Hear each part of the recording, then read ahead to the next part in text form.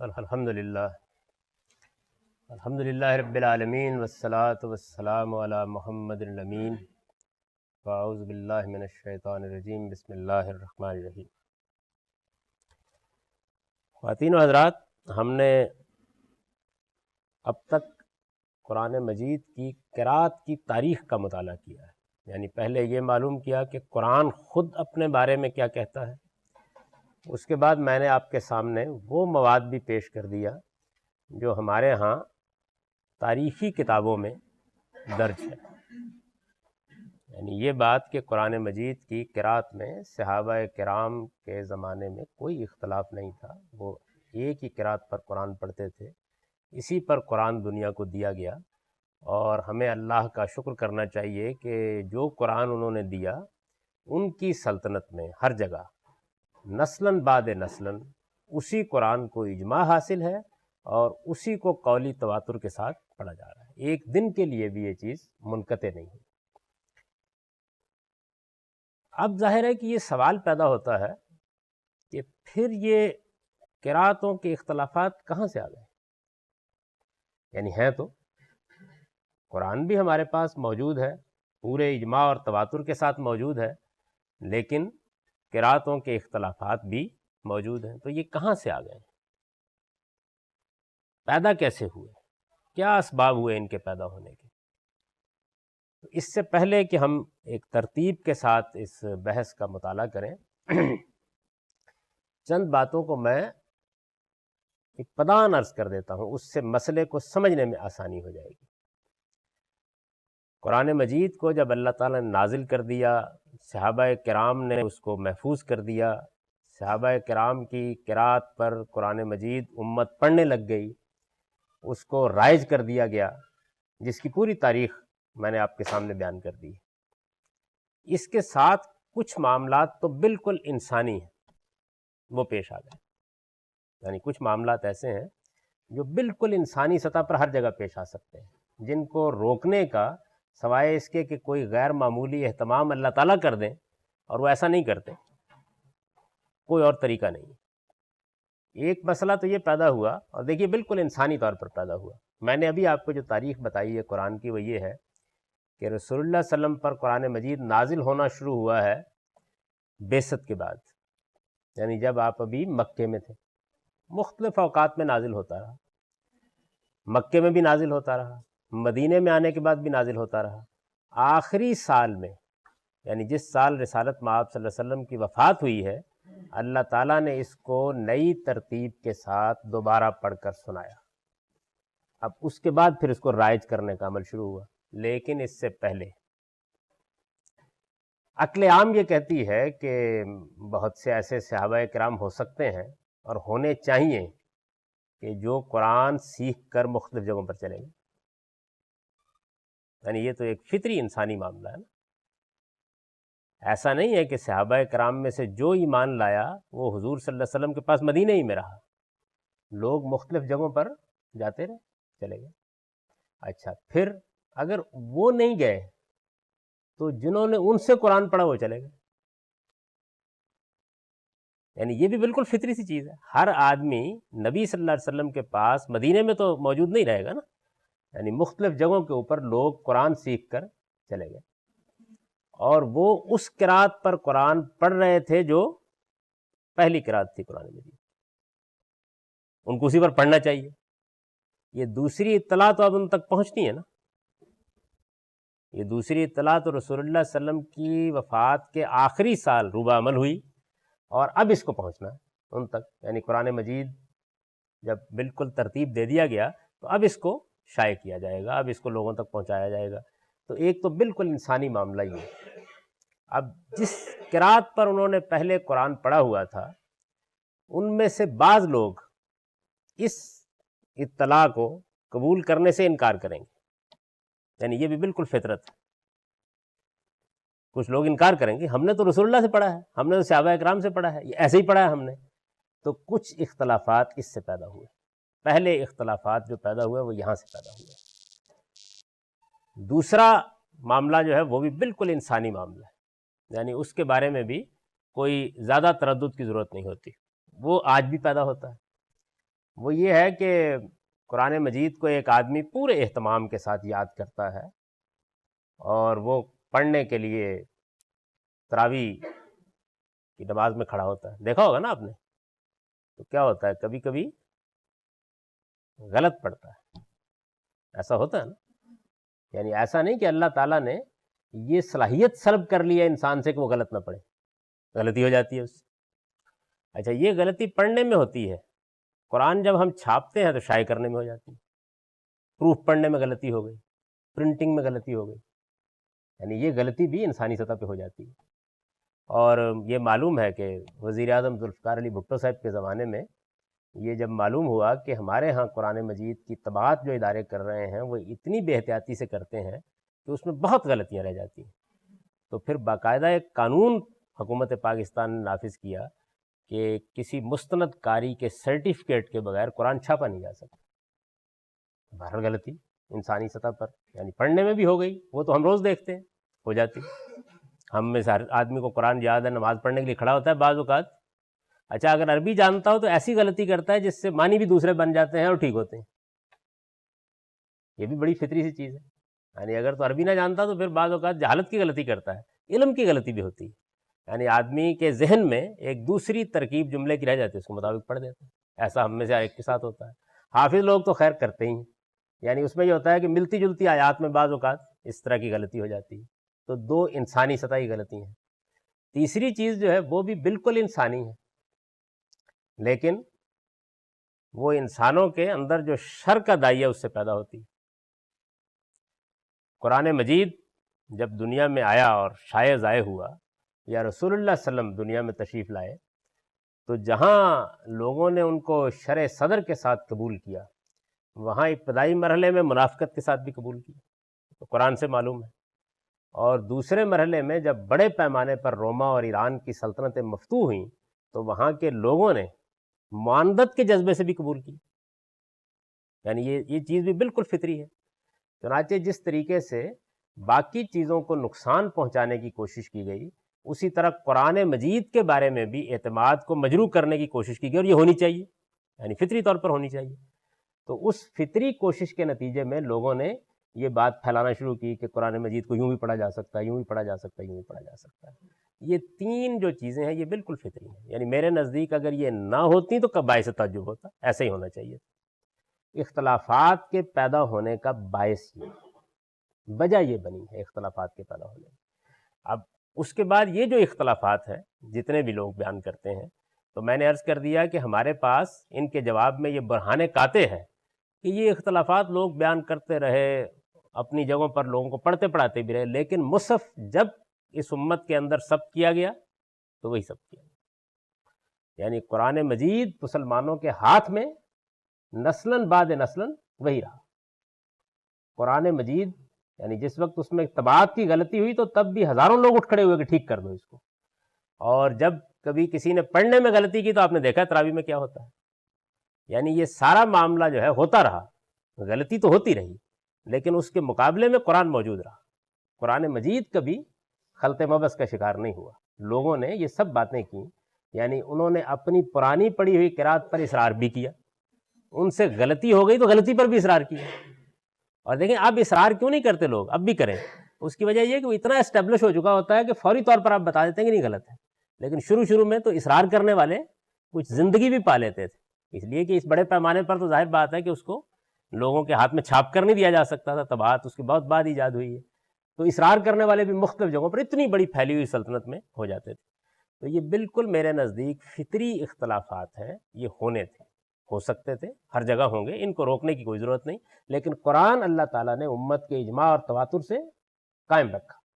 یعنی اس قرآن مجید کو, اس مصحف کو کوئی تبدیل نہیں کر سکا, کوئی تغیر اس میں نہیں کر سکا. اس کی حفاظت اللہ تعالیٰ نے غیر معمولی طریقے سے فرمائی, وہ موجود رہا. اختلافات میں نے آپ سے عرض کر دیا کیوں پیدا ہوئے, سبب اس کا یہ ہوا اختلافات کے پیدا ہونے کا. اب یہ جو مراکش وغیرہ ہے, مراکش وغیرہ میں قرآن مجید یعنی باقی جگہوں پر تو یہ ہوا ہے کہ قرآن کبھی دوسری طرح کا چھاپنے کی جسارت نہیں کی گئی, یا کبھی اس کو لکھ کر لوگوں کے اندر شائع کرنے کی نہیں کی گئی جسارت. یہ کتابوں میں بیان ہوتا رہا, یوں بھی پڑھا جا سکتا ہے, یوں بھی پڑھا جا سکتا ہے. لیکن مراکش وغیرہ میں یہ چھپ گیا, یہ لکھ کر لوگوں نے پڑھنا شروع کر دیا ایک بڑی تعداد میں. اب ظاہر بات ہے کہ یہ چیز کب ہوئی؟ یہ 390 ہجری میں ہوئی.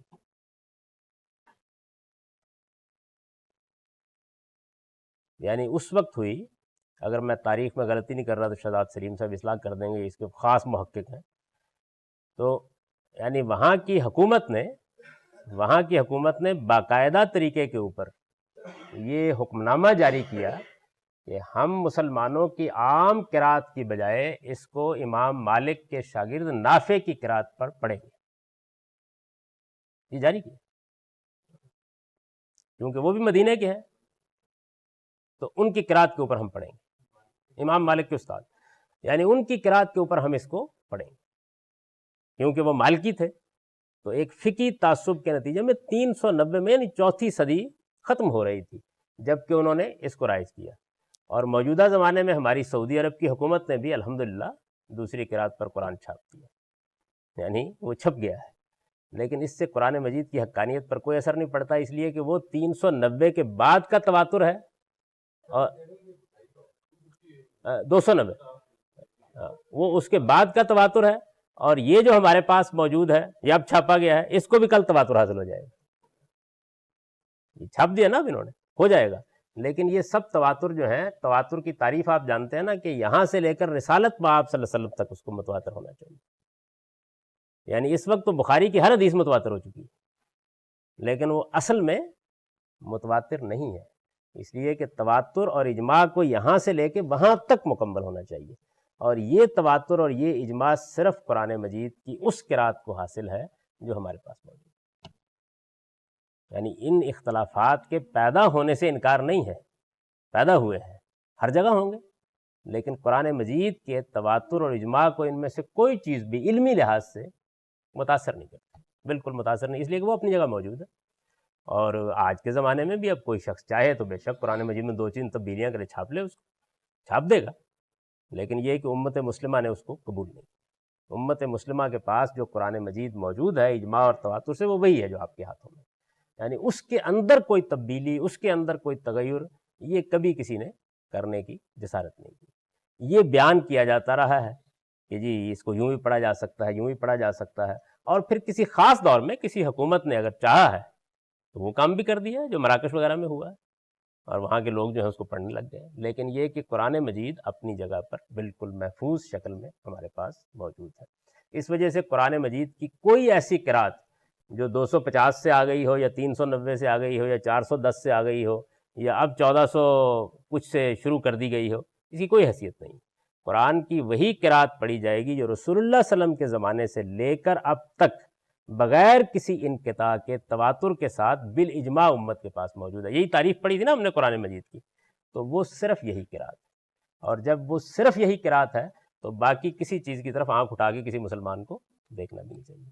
آپ فرمائیں گے دیکھنا بھی نہیں چاہیے تو ٹھیک ہے، لیکن لوگ دیکھتے ہیں. یعنی حقیقت واقعہ جو ہے وہ یہ ہے کہ قرآن ہمارے پاس بالکل نبی صلی اللہ علیہ وسلم کے زمانے سے لے کے آج تک پورے تواتر و اجماع کے ساتھ موجود ہے. لیکن اس کے مقابلے میں مختلف لوگ بعض چیزوں کو پیش کرنے کی جسارت کر سکتے ہیں. یہ نہیں کرتے کہ اس کا انکار کرتے ہیں، نہیں، یہ یوں بھی ہو سکتا ہے، یہ یوں بھی ہو سکتا جو ہے یہ نہیں ہو سکتا. اس کی میں نے نفی کی ہے، یہ ہو ہی نہیں سکتا.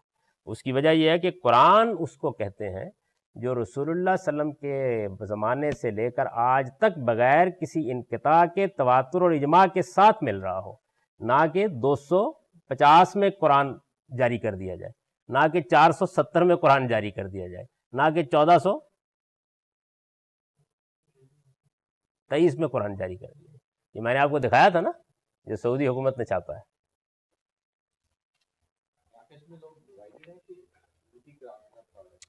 زیادہ اسی کے ساتھ پڑھ رہے ہیں، حکومت نے جاری کر دی نا. یعنی اب جو سعودی عرب کی حکومت نے جاری کی ہے اس پر بھی بہت لوگ بہت شوق سے پڑھنا شروع کر دیں.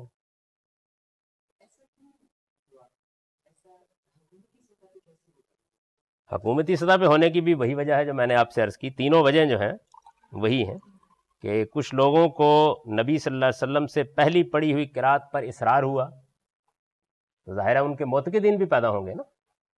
ہر آدمی جو کسی چیز غلط چیز پہ اصرار کرتا ہے، نہیں یہ سنا ہوگا نا آپ نے، مشہور محاورہ ہے کہ بھئی ہر آدمی کو 10 بیوقوف ضرور مل جاتے ہیں اس کی تائید کرنے کے لیے. تو جن لوگوں نے اصرار کیا ظاہر ہے کہ ان کے معتقدین بھی ان کو ملے، وہ ملیں گے، لازماً ملیں گے، ایسا نہیں ہو سکتا کہ نہ ملیں. لیکن اس سب کچھ کے باوجود، یعنی قرآن مجید کے معاملے میں اس سب کچھ کے باوجود قرآن مجید کے جس نسخے کو اور جس قرات کو تواتر اور اجماع حاصل ہے وہ وہی ہے جو ہمارے پاس ہے. باقی کسی قرات کے بارے میں، کسی نسخے کے بارے میں اس کا دعویٰ نہیں کیا جا سکتا، کوئی نہیں کر سکتا، علمی لحاظ سے نہیں کر سکتا.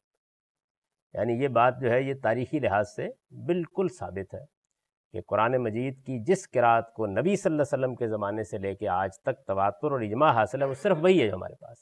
اور جب وہ وہی ہے تو پھر باقی جو بھی لوگ کریں، کرنے کو تو کوئی کچھ بھی کر سکتا ہے، الحاد کر سکتا ہے، منافقت کر سکتا ہے، غلطی لگ سکتی ہے، سب کام ہو سکتے ہیں، لیکن قرآن موجود.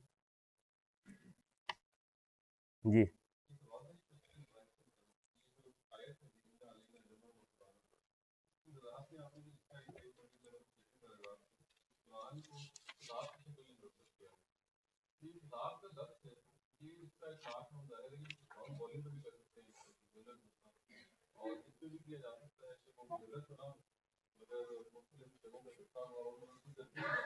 جی یہ بات کہ مجلد کیا گیا یا نہیں کیا گیا، اس کا تعلق تاریخ سے. اللہ تعالیٰ نے اس کو ترتیب دے دیا، اور ترتیب دے دینے کے بعد اس قرآن مجید کو نبی صلی اللہ علیہ وسلم نے اسی ترتیب کے ساتھ لوگوں کو پڑھا دیا، اور یہ قرآن لکھا ہوا بھی موجود تھا. اب یہ ہے کہ اس کو باقاعدہ جلد باندھی گئی تھی یا نہیں باندھی گئی تھی، اس کا تعلق تاریخ سے. دونوں پہ بالکل یکساں ہو.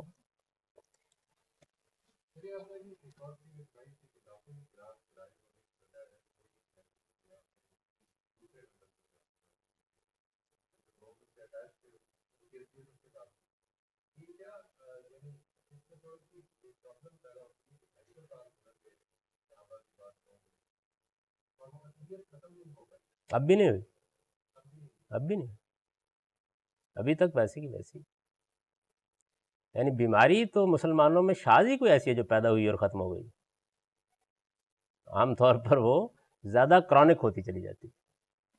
جو بیماری بھی پیدا ہو، علمی پیدا ہو یا عملی پیدا ہو، میں نے ختم ہوتی نہیں دیکھی مسلمانوں کی تاریخ میں.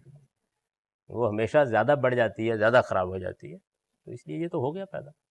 لیکن صحابہ کرام نے اتنا غیر معمولی اہتمام کیا ہے. آپ یوں سمجھیے کہ صورتحال یہ ہے کہ مسلمان اپنا قرآن بالکل محفوظ کر کے منتقل کر رہے ہیں، اور اس محفوظ قرآن کے مقابل میں کوئی ایک کہتا ہے نہیں یہ یوں بھی پڑھا جا سکتا ہے، اس کو نہیں چیلنج کرتے. یعنی اس کو کسی نے چیلنج نہیں کیا، کسی نے کہا کہ یہ غلط ہے، نہیں یہ یوں بھی ہو سکتا ہے، یہ یوں بھی ہو سکتا ہے، یہ یوں بھی ہو سکتا ہے. اور وہ جتنے یوں بھی ہو سکتا ہے کہے گئے ہیں، وہ تمام کے تمام جتنے ہیں وہ کیا ہیں؟ ان میں سے کسی کو تواتر حاصل نہیں، وہ سب اخبار احاد ہیں. یعنی یوں سمجھ لیجئے کہ ہمارے پاس قرآن مجید کے 2 نسخے ہیں اس وقت. ایک قرآن مجید کا وہ نسخہ ہے جو کتابی شکل میں ہمارے پاس ہے، جس کو ہم پڑھتے ہیں، جس کی ہم تلاوت کرتے ہیں، جس کے مطابق ہم اس کی شرح و تفسیر کرتے ہیں. ایک قرآن مجید کا وہ نسخہ ہے جو ہمارے پاس ہے. یہ نسخہ امت کو اجماع اور تواتر سے ملا ہے. اور ایک وہ نسخے ہیں جو اگرچہ اس طرح مرتب تو نہیں، بعض جگہوں پر مرتب بھی ہیں، جو اخبار احاد سے، اخبار احاد تو آپ سن چکے ہیں نا اس کی تعریف کیا ہے، کسی ایک یا 2 آدمیوں کی روایت سے بیان کیے جا رہے ہیں. تو قرآن مجید کی 2 اس وقت ہمارے پاس صورتیں موجود ہیں، ایک اجماع اور تواتر سے نقل ہونے والا قرآن، اور ایک اخبار احاد سے نقل ہونے والے قرآن. قرآن کے بارے میں ہم یہ بات پڑھ چکے ہیں کہ قرآن وہ ہے جو امت کے اجماع اور تواتر سے نقل ہوا ہے. اس کے مقابلے میں خبر واحد ہوگی، اس لیے کہ دنیا کے اندر کسی چیز کو بھی آپ ختم نہیں کر سکتے، وہ کوئی حیثیت نہیں رکھتی. اب آپ اس میں جتنے سوالات کرنے کر لیں، اس کے بعد کی بحث آپ کی سمجھ میں تبھی آئے گی اگر اس بنیادی بات کے بارے میں.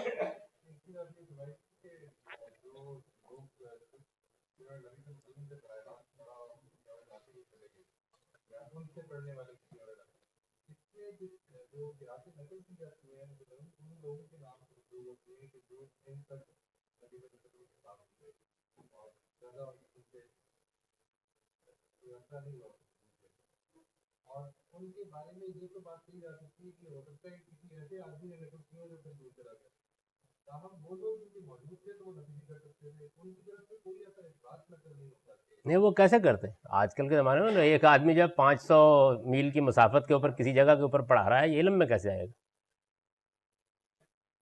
یعنی یہ زمانہ تو نہیں ہے نا. اس صحابہ کرام قرآن مجید کو امت میں شائع و ضائع کر رہے ہیں. 500-700 میل کے فاصلے کے اوپر، 1000-2000 میل کے فاصلے پر ایک قصبے میں ایک آدمی بیٹھا ہوا ہے اور وہ کہتا ہے جی میں نے تو خود رسول اللہ صلی اللہ علیہ وسلم سے اسی طرح پڑھا تھا، اور اصرار کر رہا ہے اس بات کی. کیا کریں گے آپ اس کا؟ کوئی علاج نہیں ہو سکتا، اس وقت بھی نہیں ہو سکتا. اس صحابہ کرام کے نوٹس میں تو آنے کی کوئی وجہ ہی نہیں ہے. ان کے نوٹس میں تو تاریخ میں موجود ہے کہ آ گیا تھا، اور جب آیا تو انہوں نے جو کارروائی کی ہے وہ غیر معمولی کی ہے. یعنی حضرت عثمان کے بارے میں تو یہ معلوم ہے کہ ان کے نوٹس میں یہ آیا کہ بعض لوگ اس طرح کی حرکت کر رہے ہیں، تو انہوں نے پھر ان کے نسخے جو تھے پاسبل حد تک لے کر جلا دیے اور قرآن مجید کے نسخے تیار کرا کے بھیجے. بڑا اہتمام کیا، یعنی جو کچھ بھی کر سکتے تھے. لیکن بہرحال آپ کس کس کے پاس سے کیا چھین سکتے ہیں؟ نہیں کر سکتے. اس کا یہ فائدہ تو ہوا کہ اجماع اور تواتر کی جگہ پر ہمارا قرآن کھڑا رہا، لیکن یہ کہ لوگ بالکل ہی اس سے اختلاف کی جسارت نہ کریں، یہ عملاً نہ ممکن تھا، نہ آج ممکن ہے، اب بھی کر رہے ہیں.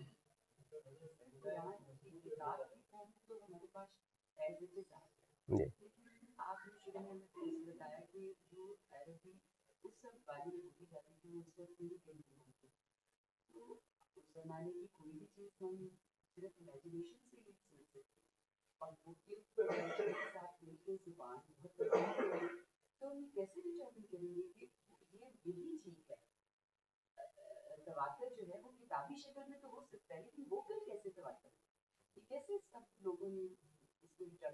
یہی تو عجیب و غریب بات ہوئی ہے جی قرآن کے بارے میں کہ ہزاروں لوگ جو ہیں نسل بعد نسل اس کو اسی طرح زبانی یاد کر کے پڑھ رہے ہیں. اب بھی آپ چاہیں تو 5-7 لاکھ تو پیش کیے جا سکتے ہیں آرام سے. یعنی یہ چیز دنیا کی کسی اور کتاب کو حاصل کوئی تصور نہیں کرتا. آپ دیکھیں تراویح کبھی آپ دیکھیں پڑھتے ہوئے، آدمی ذرا سی غلطی کرتا ہے 2 پیچھے سے بول پڑتے ہیں. یہ غیر معمولی معاملہ جو قرآن مجید کے ساتھ ہوا ہے کہ وہ صرف ایک کتاب کی شکل میں بالاجماع نقل نہیں ہوا، بلکہ اس کو قولی تواتر حاصل ہے. یعنی ہزاروں لوگوں نے اس کو پورا کا پورا زبانی لاکھوں لوگوں تک منتقل کر مسلسل کر رہے ہیں. یعنی ایک دن کے لیے نہیں رکتا یہ سلسلہ، اس وقت بھی نہیں رکتا. کبھی آپ رمضان میں لاہور کی مساجد میں جا کے دیکھیں، یعنی 10-10 لائن میں لگے ہوتے ہیں پورا سنانے کے لیے، ان کو باری نہیں مل رہی ہوتی. اس گرے پڑے زمانے میں بھی حال یہ جہاں چاہے چلے.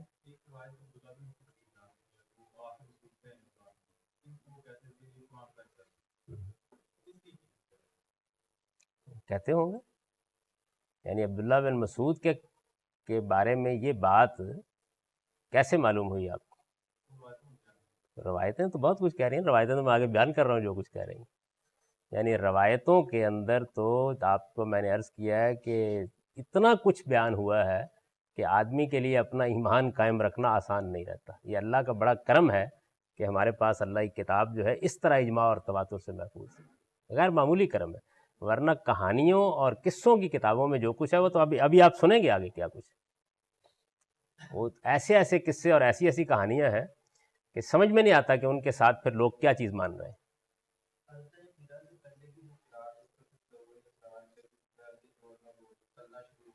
یعنی میں نے یہ 3 امکان بیان کیے. جی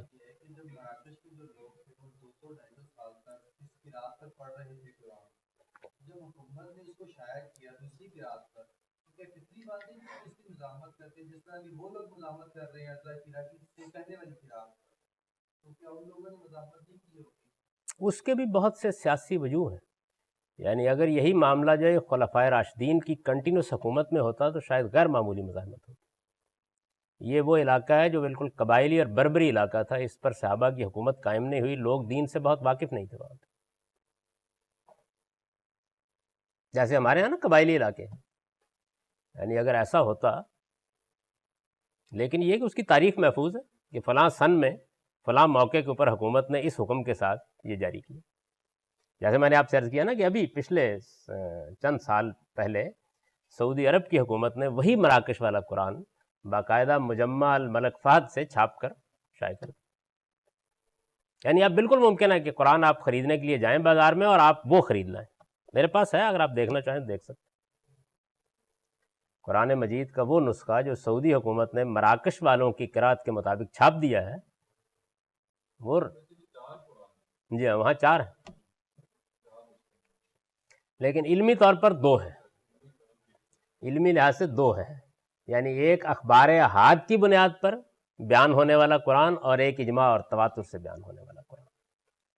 تو اجماع اور تواتر سے جو قرآن بیان ہوا ہے وہ بالکل متفق علیہ ہے، اس پر کسی کو کوئی اعتراض نہیں ہے. پوری امت اس کو اسی طرح نسل بعد نسل نقل کر رہی ہے. اور جو اخبار احاد کی بنیاد پر قرآن ہے، ظاہر ہے کہ وہ اخبار احاد ہیں، ان کے بارے میں ایک کہتا ہے یہ ہے، دوسرا کہتا ہے وہ ہے، تیسرا کہتا ہے یہ، چوتھا کہتا ہے وہ. جی اس کو تو کوئی انکار کر ہی نہیں سکتا، وہ تو متفق علیہ ہے.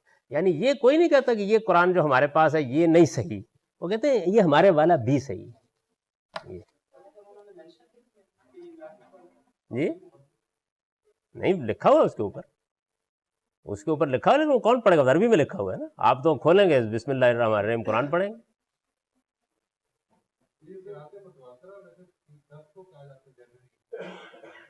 وہ اس کی حقیقت تو میں آگے واضح کر دوں گا، بتا دوں گا کیا ہے. اسی مفہوم میں بولتے ہیں کہ بعد میں امت کے اندر تواتر حاصل ہو گیا، جیسے بخاری متواتر ہو گئی.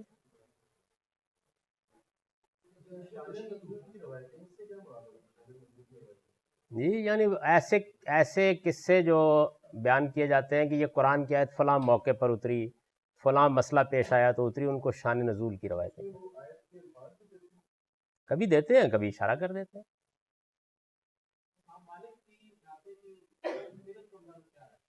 امام مالک سے ملاقات ہی ہوگی تو پتہ چلے.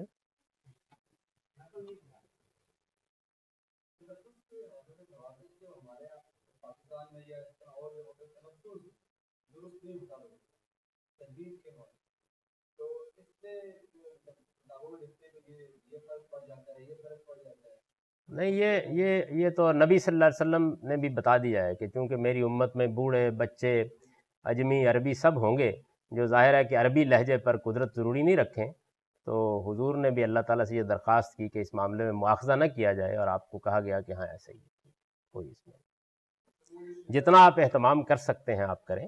لیکن اگر اس طرح کی جو لہجے کے حساب سے، ظاہر ہے کہ عربوں کا اپنا لہجہ ہے، ہر آدمی اس لہجے کی، یہ جو ہمارے یہاں قرأت اور تجوید سکھائی جاتی ہے یہ ایسے ہی ہے کہ جیسے آپ کو برٹش لہجے میں انگریزی سکھائی جائے. تو جتنی ایک کامیاب کوشش آپ کر سکیں، کافی کر لیتے ہیں لوگ، لیکن کتنی کر سکتے ہیں اتنی ہی کر سکتے ہیں، اس میں رہیں گی، اس سے کوئی فرق نہیں پڑتا.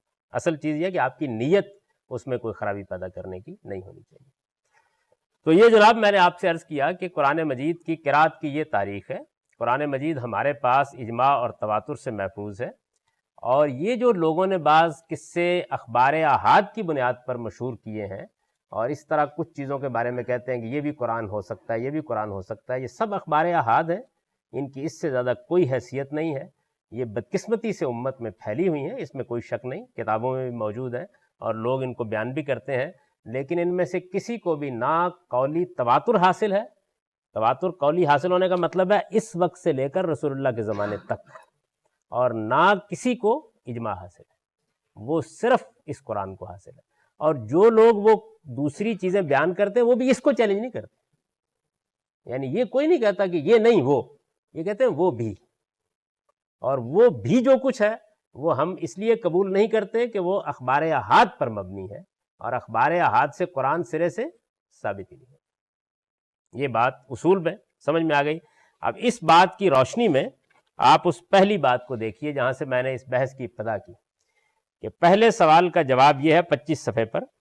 پہلے سوال کا جواب یہ ہے کہ قرآن صرف وہی ہے جو مصحف میں ثبت ہے اور جسے مغرب کے چند علاقوں کو چھوڑ کر پوری دنیا میں امت مسلمہ کی عظیم اکثریت اس وقت تلاوت کر رہی ہے. یعنی قرآن صرف وہی، اور کوئی قرآن در حقیقت قرآن ہے ہی نہیں.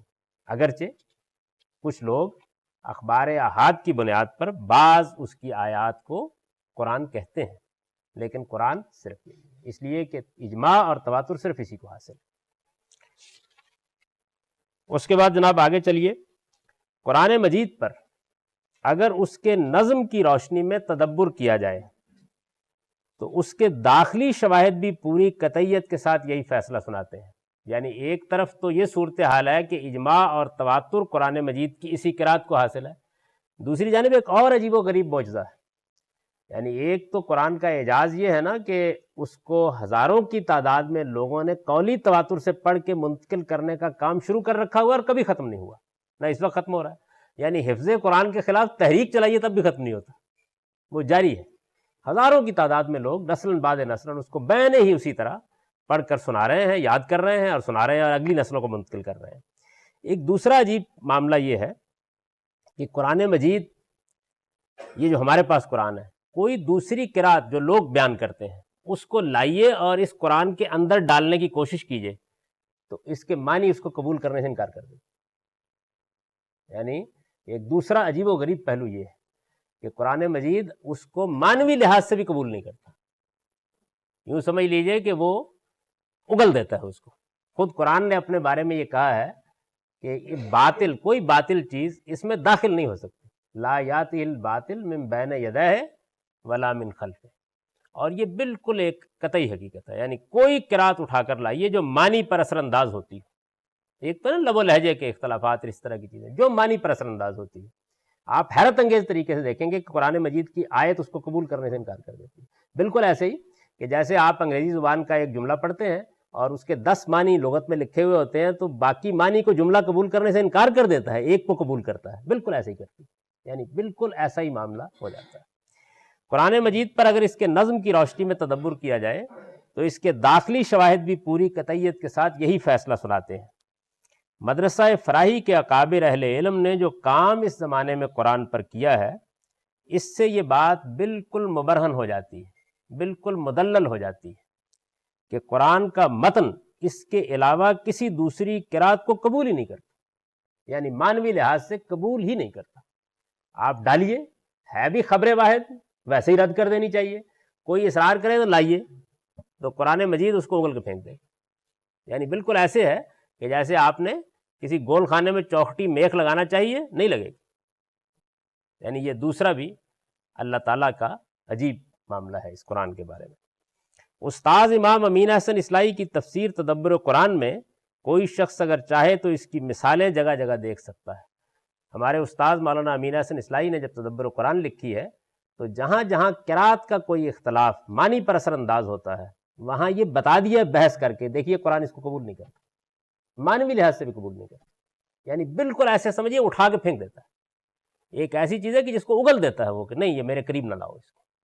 تو یہ اللہ تعالیٰ کا ایک دوسرا بڑا غیر معمولی معجزہ ہے۔ ایک تو قرآن کا ہزاروں لوگوں کی زبان سے نقل ہونا، اور پھر یہ کہ اگر کوئی غلط چیز لا کے اس میں ڈالنے کی کوشش کی جائے جو اس کے معنی پر اثر انداز ہوتی ہے وہ قبول نہیں کرتا اس کو۔ وہ خود لکھتے ہیں، یہ مولانا اصلاحی نے لکھا ہے، وہ خود لکھتے ہیں قراتوں کا اختلاف بھی اس تفسیر میں دور کر دیا گیا ہے۔ یعنی انہوں نے اپنی تفسیر کے بارے میں لکھا ہے کہ قراتوں کا اختلاف بھی اس تفسیر میں دور کر دیا گیا ہے۔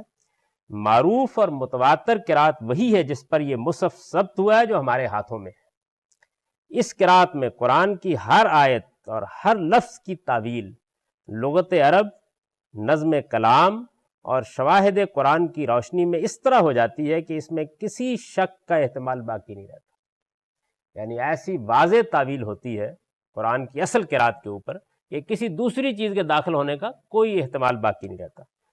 چنانچہ میں نے ہر آیت کی تعویل اسی قرات کی بنیاد پر کی ہے، اور میں پورے اعتماد کے ساتھ یہ کہتا ہوں کہ اس کے سوا کسی دوسری قرات پر قرآن کی تفسیر کرنا اس کی بلاغت، معنویت اور حکمت کو مجروح کیے بغیر ممکن نہیں۔ یعنی یہ معنوی شہادت ہے۔ ایک طرف یہ ہے کہ جو کچھ ہمارے پاس اس قرآن کے علاوہ پیش کرنے کی جسارت کی جاتی ہے وہ سب اخبار احاد پر مبنی ہے، اسی بنیاد پر ختم کر دینا چاہیے اسے۔ لیکن اگر کوئی آدمی اس کو لائے تو ہم قرآن مجید کے متن کی اپنی دلالت سے بتا دیں گے کہ دیکھو قبول نہیں کرتا، وہ اٹھائے گا اور پھینک دے گا اس کو۔ تو یہ چیز جو ہے یہ تدبر قرآن میں بڑی وضاحت سے نمایاں ہو جاتی ہے۔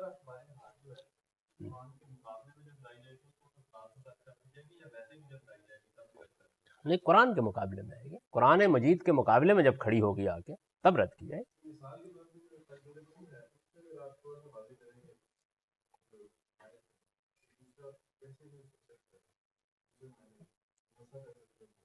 دیکھیے اس میں قرآن نے یہ کیا ہے کہ آپ جانتے ہیں نا کہ مثال کے طور پر اگر کہا جائے کہ آپ اپنا یہ جو بازو ہے اس کو دھوئیں، یہ حکم دیا جائے کہ بازو کو دھوئیں، تو یہ بتانا پڑے گا نا کہاں تک دھوئیں،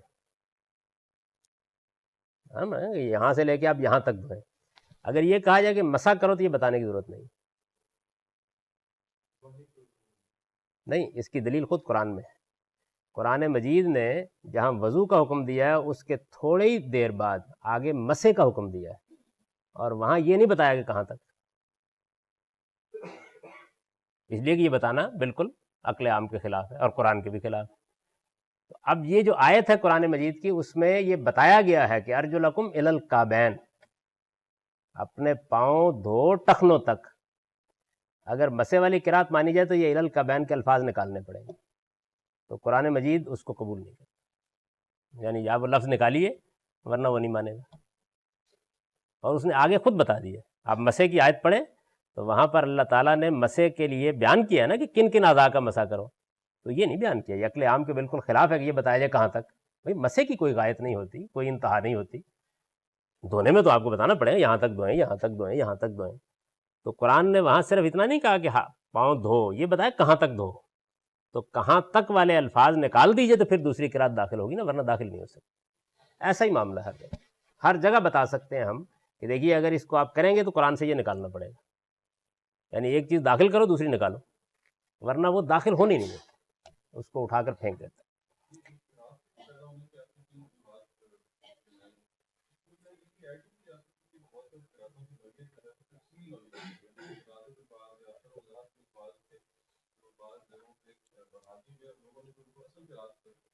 یہ تو بعد کے دور کی بات ہے نا، بعد کے دور میں تو اور بھی بہت کچھ ہوا ہے، یعنی ابتدا میں یہی تینوں اسباب پیدا ہوئے، اس کے بعد تو پھر جب ایک مرتبہ دروازہ کھل گیا تو پھر دسیوں چیزیں پیدا ہوتی چلی گئی۔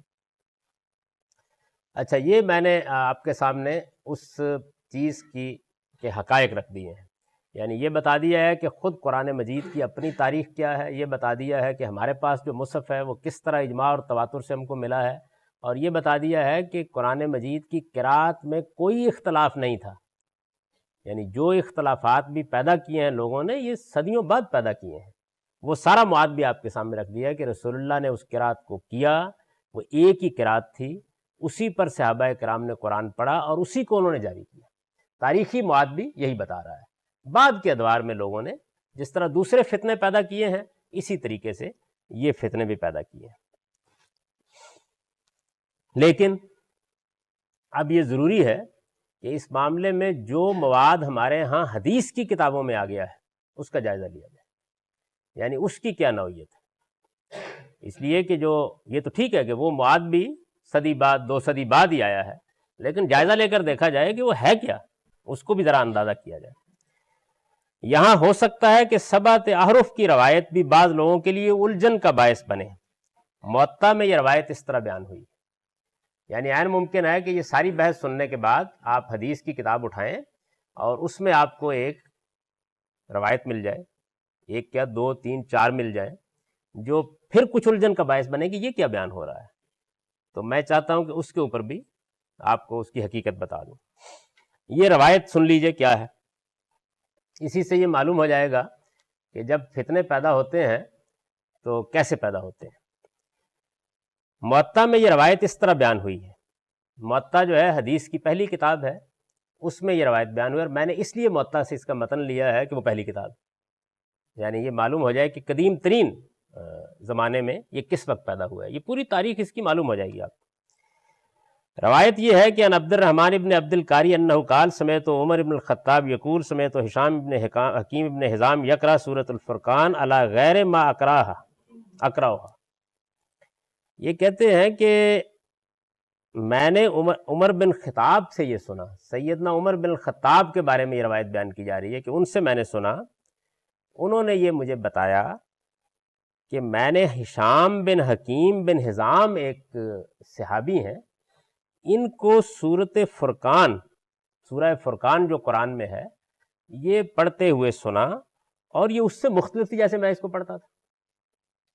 یعنی سیدنا عمر رضی اللہ عنہ کا بیان نقل کیا گیا ہے کہ سیدنا عمر رضی اللہ عنہ نے یہ بتایا کہ میں نے ایک دن ہشام بن حکیم بن حزام ایک صحابی کو قرآن اس سے مختلف طریقے پر پڑھتے ہوئے، اس سے مختلف قرات پر پڑھتے ہوئے سنا جیسے کہ میں اس کو پڑھتا رہا ہوں.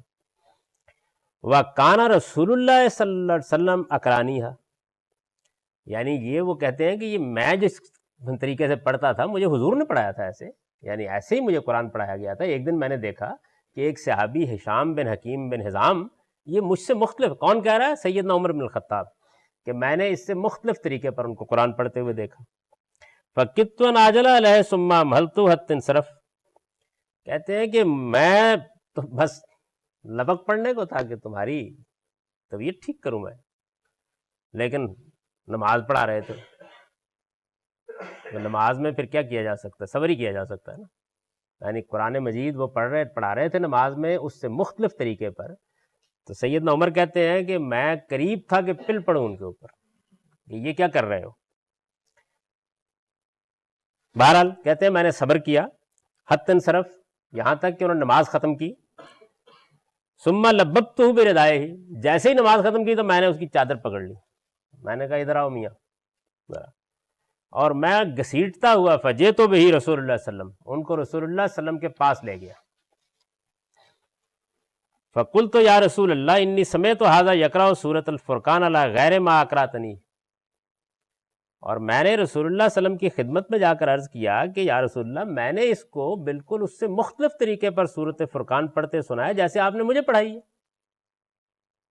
فقال رسول اللہ صلی اللہ علیہ وسلم، ذرا دل تھام کر سنیے، تو رسول اللہ صلی اللہ علیہ وسلم نے فرمایا ارسلوا، اس کو چھوڑ دو. ثم قال، پھر آپ نے اس شخص سے ہشام سے کہا اقرا یا ہشام، پڑھو سورۃ فرقان پڑھو. کیسے پڑھتے ہو تم؟ فقرأ القراءۃ التی سمعتہ یقرأ، تو اس نے بالکل ویسے ہی پڑھی جیسے کہتے ہیں میں نے اس کو سنا تھا پڑھتے ہوئے، یعنی ویسی ہی مجھ سے مختلف طریقے سے اس نے پڑھ دی ویسے ہی. فقال رسول اللہ صلی اللہ علیہ وسلم، تو حضور نے کہا ھکذا انزلت، ایسے ہی اتری ہے. ثم قال لی، پھر مجھ سے کہا اقرا، عمر تم پڑھو. فقرأتھا، میں نے اس طرح پڑھی جیسے میں پڑھتا تھا. فقال ھکذا، آپ نے کہا ایسے بھی اتری. ان ھذا القرآن انزل علی 7 احرف، یہ قرآن تو 7 طریقوں سے اترا ہے. فقرأوا ما تیسر منہ، جیسے مرضی پڑھ لیا کرو. اس روایت کو آپ پڑھیے اور پھر دیکھیے کہ ایک طرف وہ سارا معاد ہے، دوسری طرف یہ روایت ہے. اس روایت پر سند کے لحاظ سے کوئی اعتراض نہیں ہے، بڑی صحیح سند کے ساتھ یہ روایت بیان ہوئی. سند کے لحاظ سے اس پر کوئی اعتراض، سند سمجھتے ہیں نا، یعنی جو راوی بیان کر رہے ہیں جن کی طرف اس کی نسبت کی گئی ہے کہ فلاں نے فلاں سے سنا، فلاں نے فلاں سے سنا، ان میں کوئی قابل اعتراض بات نہیں. سارے ثقہ لوگ ہیں، اچھے لوگ ہیں، بیان کیا جاتا ہے. اب جناب یہ دیکھیے کہ اس روایت کا حال کیا ہے، یعنی ذرا اس کے اوپر غور کر کیجئے کہ اس روایت کو اگر مانا جائے، تسلیم کر لیا جائے تو پھر کیا مسئلے پیدا ہوتے ہیں. اس روایت کے بارے میں ذیل کے چند حقائق اگر پیش نظر رہیں تو صاف واضح ہو جاتا ہے کہ یہ ایک بالکل ہی بے معنی روایت ہے جسے اس بحث میں ہرگز قابل اعتنا نہیں سمجھنا چاہیے. یعنی یہ کیسی بےہودہ اور بے معنی روایت ہے، اس کا میں بھی تجزیہ کروں گا تو آپ پر واضح ہو جائے گا. اس سے بھی واضح ہو جائے گا کہ سند کے ساتھ ہمارے ہاں کیسی کیسی چیزیں داخل ہوئی. سب سے جو پہلا سوال ہے، یہ ہم اس کو پڑھیں گے بعد میں، جو کچھ میں نے لکھا ہے ذرا اس کا تجزیہ کیجیے. سب سے جو پہلا سوال اس روایت کے بارے میں ہے وہ یہ ہے کہ اس میں یہ بیان کیا گیا نا کہ قرآن مجید 7 قراتوں پر اترا، 7 حرفوں پر اترا. اصل الفاظ جو ہیں وہ یہ ہیں انزل القرآن علی 7 احرف، قرآن 7 حرفوں پر اترا ہے، قرات کا لفظ نہیں ہے. اب یہ روایت تو ہو گئی، حدیث کی کتابوں میں نقل ہو گئی. لوگ اب یہ طے کرنے بیٹھے کہ اس کا مطلب کیا ہے، یعنی اس روایت میں جو کہا گیا ہے کہ 7 حرفوں پر قرآن اترا ہے تو اس کا مطلب کیا ہے. تو میں آپ کو یہ بتاتا ہوں کہ اس امت کی پوری تاریخ میں کوئی شخص اس کا کوئی مطلب نہیں بتا سکتا، یعنی کوئی بھی نہیں بتا سکتا۔ چنانچہ آپ ذرا یہ پڑھیے، اول یہ کہ یہ روایت اگرچہ حدیث کی امہات کتب میں بیان ہوئی ہے، یعنی حدیث کی بڑی بڑی کتابوں میں یہ روایت آئی ہے، لیکن اس کا مفہوم ایک ایسا معمہ ہے جسے کوئی شخص اس امت کی پوری تاریخ میں کبھی حل کرنے میں کامیاب نہیں ہو سکا۔ یہ مطلب کیا ہے اعارف کا، کیا معنی ہے؟ امام سیوطی نے، یہ ایک ہماری تاریخ کے بڑے آدمی ہیں، اور ان کا کمال یہ ہے کہ جو کچھ بھی لوگوں نے لکھا ہوتا رتب یابس سب اکٹھا کر دیتے ہیں، یعنی انسائکلوپیڈیا۔ امام سیوطی نے اس کی تعین میں، یعنی اس کے مفہوم کو متعین کرنے میں، کیا مطلب ہے اس کا، 40 کے قریب اقوال اپنی کتاب الاتقان میں نقل کیے ہیں، یعنی وہ کہتے ہیں کہ 40 کے قریب آ رہا ہے، کوئی نہیں کہتا کہ کیا مطلب ہے، ایک کہتا ہے یہ ہے، دوسرا کہتا ہے یہ، تیسرا کہتا ہے یہ، کبھی اتفاق نہیں ہو سکا اس پر۔ یہ ان کی مشہور کتاب ہے الاتقان، علوم القرآن پر اس میں نقل کیے ہیں۔ پھر ان میں سے ہر ایک کی کمزوری کا احساس کر کیا ہے، یعنی وہ اقوال جو ہے وہ 40 ہو گئے نا، اب وہ ظاہر ہے کہ ایک عاقل بالغ آدمی ہے، تو پھر وہ محسوس کرتے ہیں کہ اچھا یہ تو بنتی نہیں بات، یہ بھی نہیں بات بنتی، یہ بھی نہیں بات بنتی، یہ بات اگر کی جائے تو یہ بھی بڑی نامعقول لگتی ہے۔ تو سب کی کمزوری کا احساس کر کے موطا کی شرح تنویر الحوالق، موطا وہ کتاب ہے جس میں وہ روایت آئی ہے، اور اس کی انہوں نے شرح لکھی ہے تنویر الحوالق کے نام سے، بالآخر اعتراف کر لیا ہے کہ یہ جو روایت ہے اسے من جملہ متشابہات مان لیا جائے، یہ آیات متشابہات کی طرح جس کے معنی اللہ ہی جانتا ہے، یعنی یہ اعتراف کیا انہوں نے، اسے من جملہ متشابہات ماننا چاہیے جن کی حقیقت اللہ کے سوا کوئی نہیں جانتا۔ وہ لکھتے ہیں، یہ ان کا قول ہے جو میں نے اس ساری بحث انہوں نے جتنی نقل کیا، اس کے بعد انہوں نے آخر میں خلاصہ یہ لکھا ہے، وَأَرْجَوْهَ عِنْدِي قَوْلُ مَنْ قَالَ إِنَّ هَذَا مِنَ الْمُتَشَابِهِ الَّذِي لَا يُدْرَى تَأْوِيلُهُ، کہ میرے نزدیک سب سے بہتر رائے اس معاملے میں ان لوگوں کی ہے جو کہتے ہیں کہ یہ روایت ان امور متشابہات میں سے ہے جن کی حقیقت کسی طرح سمجھی نہیں کی جا سکتی، اللہ ہی بہتر جانتے کیا مطلب ہے اس کا۔ تو پہلی چیز تو یہ ہے کہ بھائی جو روایت بیان کر رہے ہیں اس کا مطلب تو سمجھا دو کیا ہے۔ 40 کے قریب اقوال ہیں، اور پھر ان میں سے بھی کوئی اس قابل نہیں ہے کہ اس کو پیش کیا جا سکے یا اس کو بتایا جا سکے، ایک سے ایک لغو، ایک سے ایک بے معنی مطلب اس کا بیان کرتے ہیں۔ اب اس کے بعد بھائی معقول ترین بات جو ہے نا اس میں، وہ یہ کہی جا سکتی تھی، کتنا وقت ہے جی باقی، جو معقول ترین بات اس معاملے میں کہی جا سکتی تھی اس روایت کے بارے میں، وہ یہ کہی جا سکتی تھی کہ یہ جو اختلاف تھا نا دونوں بزرگوں میں، یہ اصل میں لہجے کا اختلاف ہوگا۔ یہ معقول ترین بات یہ ہو سکتی تھی کہ لہجے کا اختلاف ہوگا۔ لہجے کا اختلاف تو بالکل ایک قاعدے ضابطے کی چیز ہے، کہ ظاہر ہے کہ لغت کا، لہجے کا اختلاف، ایک علاقے کے لوگ ایک طرح بولتے ہیں، دوسرے علاقے کے لوگ بولتے ہیں، تو حضرت عمر خواہ مخواہ متشدد ہو گئے، ورنہ یہ ہے کہ وہ ذرا اپنے لہجے میں پڑھ رہا ہوگا بیچارہ، تو انہوں نے اپنے لہجے میں سنا، تو یہ ایک معقول بات ہو سکتی تھی کہ نہیں کوئی ایسا بڑا حادثہ نہیں ہوا، صرف اتنی سی بات ہوئی کہ لہجے کا دونوں میں فرق تھا۔ جیسے ہم کو کوئی قرآن پڑھتے دیکھے تو وہ کہے کہ بھئی کیا پڑھ رہے ہو، تو ظاہر ہے پڑھ تو وہی رہے ہوتے ہیں لیکن ہمارا لہجہ ہندوستانی ہوتا ہے، تو یہ ایک معقول بات ہو سکتی تھی۔ لیکن اب آگے کیا مصیبت ہے، مسئلہ یہ ہے کہ جو دونوں بزرگ ہیں، یعنی وہ پڑھنے والا اور سننے والا دونوں قریشی، یعنی ایک معقول بات جو ہو سکتی تھی وہ بھی نہیں ہو سکتی۔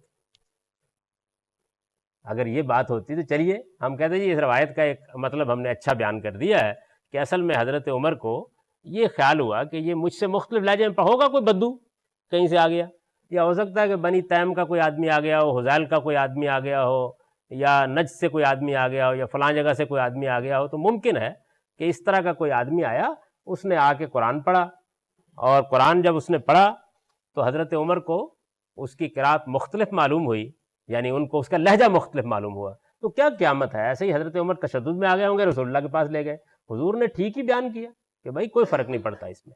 یہ بات ہم کر کے اس روایت کو معقولیت کے دائرے میں لے آتے، لیکن مصیبت کیا ہے، مصیبت یہ ہے کہ دونوں بزرگ قریشی، یعنی نہ وہ بدو ہے، نہ وہ بنو تیم کا ہے، نہ وہ نجد کا ہے، نہ وہ نجران کا ہے، دونوں ایک ہی قبیلے کے، دونوں خالص قریشی، اس لیے دونوں کے لہجے میں کوئی فرق نہیں ہو سکتا، کوئی بات نہیں ہو سکتا۔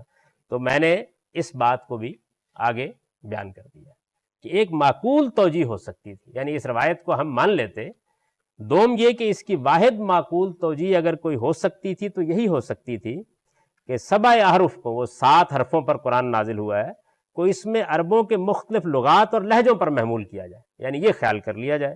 لیکن ہم دیکھتے ہیں کہ روایت کا متن ہی اس کی تردید کر دیتا ہے۔ ہر شخص جانتا ہے کہ ہشام اور عمر فاروق جن 2 بزرگوں کے مابین اختلاف کا ذکر اس روایت میں ہوا ہے، وہ دونوں قریشی ہیں، جن میں ظاہر ہے کہ اس طرح کے کسی اختلاف کا تصور نہیں کیا جا سکتا۔ تو یہ جو معقول ترین توجیہ ہو سکتی تھی وہ بھی نہیں ہو سکتی۔ ابھی ہم اس پر بہت بحث کریں گے اور یہ دیکھیں گے کہ یہ روایت کس کس پہلو سے بالکل ہی بیہودہ روایت ہے، جو بدقسمتی سے ہمارے ہاں حدیث کی کتابوں میں داخل ہو گئی ہے۔ اس پر بہت بحث کریں گے اب، لیکن اب انشاءاللہ آئندہ نشست